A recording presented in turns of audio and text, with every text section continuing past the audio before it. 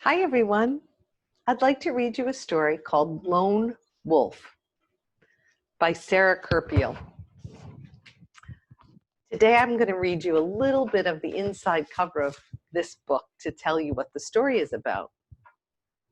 Maple loves being the Parker family's dog, and Jax and Avery and Mom and Dad love Maple. They are a pack. But everyone else thinks Maple isn't a dog at all. They think she's a wolf. What if they're right? Wolves don't belong in houses. Wolves belong in the wild. Maybe Maple should give it a try.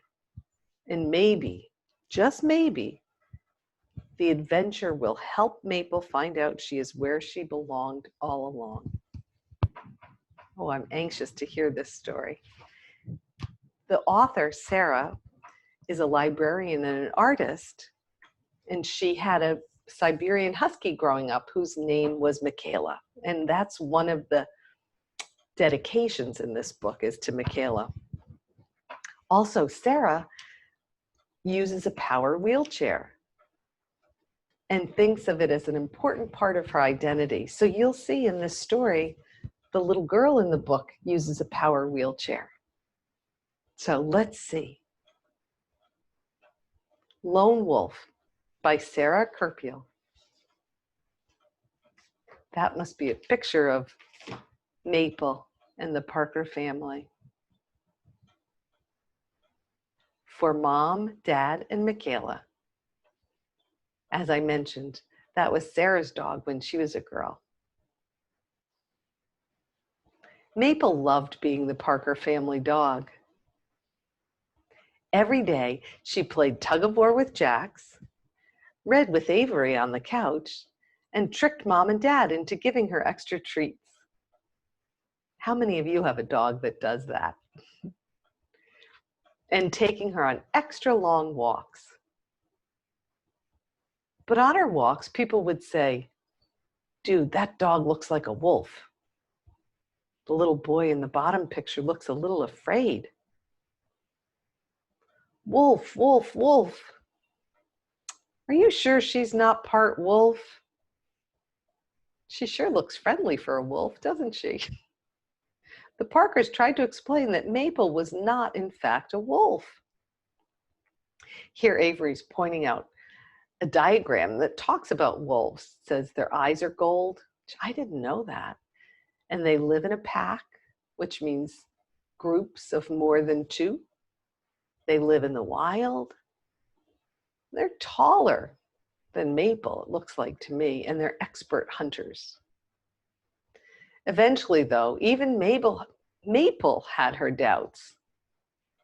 Jax is bringing Maple in for show and tell day at school and showing a diagram of a husky. Maple's looking at the diagram of the husky, wondering if that's where she fits in. She looked more like a wolf than other dogs. Do any of the dogs on this picture look like a dog you guys have at home? I see one that looks like a dachshund and maybe a golden retriever and a bulldog. And one looks like a little sheep, but I think that might be like a Bichon Frise or something.